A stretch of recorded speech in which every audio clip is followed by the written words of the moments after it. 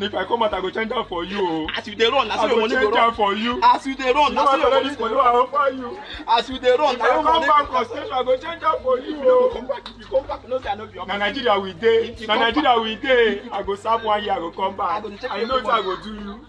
You and your family, you know what I go do you. I go check you every morning. If you come back, no say I no be your officer. Okay, now no worry. No worry, my man will come for me. He go say, they go release me. They go release me. I'll come back for you. Don't worry. In Nigeria, the boldness of criminal elements has reached alarming levels as kidnappings around the FCT have left residents helpless. Today, we delve into the nexus between the police and the courts, uncovering the loose ends that allow hardened criminals to roam free on the streets. Last week, Chinaza Philip became a household name, his face plastered across TV screens and social media in Nigeria. He was apprehended during a raid in Kaduna State by Police Special Patrol. Chinaza and his gang of 4 had kidnapped a man from Abuja and was heading to Kano with his victim when he was nabbed. At the police parade, Chinaza claimed that he was an armed robber, not a kidnapper. The police PPRO attested that he had indeed been arrested in Kwali, a suburb of the FCT, last November for robbery and had been released on bail. How is a hardened criminal walking the streets? I'm not a kidnapper. I repeat, I'm not a kidnapper. I'm not a kidnapper. To collect car, to rob? To collect car, yes. To steal? Car, yes. Okay.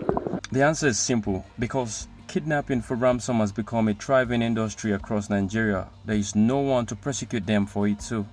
The Minister of Defense, H.E. Mohammed Badaru, has attributed this to families paying ransoms.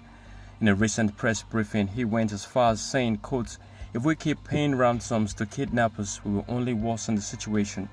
He said this in particular reference to the recent kidnap of the Al-Qadariya sisters and other residents of Sagwe Estate, Buari, who had to resort to crowdfunding on social media to meet the 700 million naira demand by the kidnappers. In fact, the kidnappers had asked for 10 million per person, but when they saw the response to the crowdfunding, upped their demand to 700. And on crowdfunding, we all know that there exists a law that prevents payment of ransom. So it is very sad for people to go over the internet, radio, asking for donation to pay ransom. This will only worsen the situation. It will not help the situation at all, as you have seen. While he makes a valid point, it's not enough to tell families what to do or what not to do in their situations like this.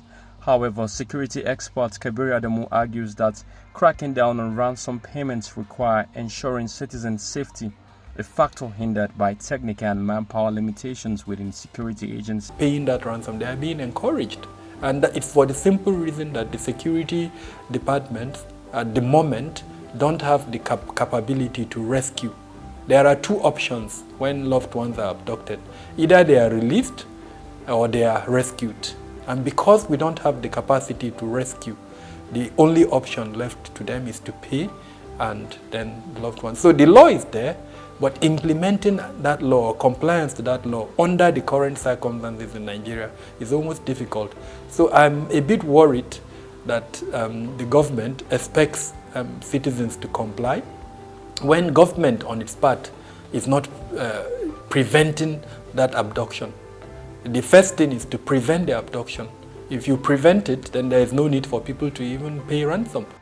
While we commend the recent effort of Inspector General of Police Kayode Egbetokun to combat the escalating crime rates in the FCT, especially their setup of a special intervention squad who contributed largely to the safe return of the victims, the crux of this report is what happens to the kidnapper, armed robbers, drug peddlers after they are released from police custody. Our correspondent raised this concern at the recent parade, and an anonymous police official revealed a disturbing pattern.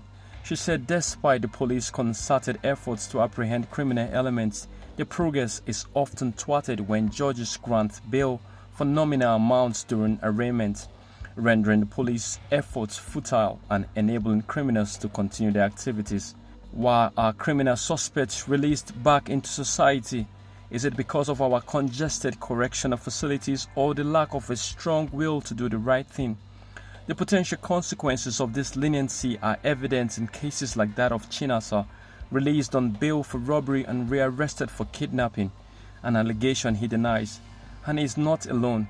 One of the recently paraded suspects revealed he learned how to kidnap in prison. Who introduced you to the business of kidnapping? Kidnapping.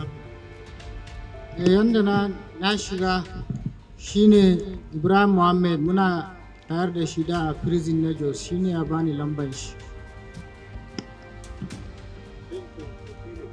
Ibrahim Muhammad da muna tayar da shi a prison na Jos din. Okay, I was in prison with Ibrahim Muhammad in Jos. Was that Ibrahim Muhammad that introduced him to? Inside the prison, Ibrahim Muhammad introduced him to kidnapping while in custody. Take the case of Chukwu Dumeme Nwo Amadike alias Evans, known as the billionaire kidnapper. 6 years after his arrest, he remains in court, sending a message to criminals that justice can be delayed, potentially emboldening their actions. As public concerns grow, citizens are demanding decisive punitive measures to protect lives, particularly those of security personnel. Calls for open execution of criminal elements as a deterrent gain traction among residents, underscoring the urgency for robust security measures in Nigeria. All eyes remain on the authorities as they grapple with the complex challenges of insecurity in the nation. We look forward to more collaboration between law enforcement agencies to make Nigerians safe again. The government should enact a law that whosoever kidnap anybody, the penalty should be death. And if the penalty is death, when they are about to shoot the actual person, they should make it open. Just like the way they were doing it in the early 80s, 70 something, shoot the actual person.